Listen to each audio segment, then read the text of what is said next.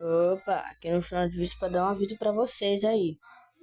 Eu fiz o som como se fosse com instrumentos reais, tá? É porque eu vi ele fazendo com a boca, aí eu fui fazer que nem um instrumento real. Espero que vocês tenham gostado aí do vídeo. Nem sei o que vocês acharam aí, mas acho que ficou bom. Na minha opinião, ficou bom.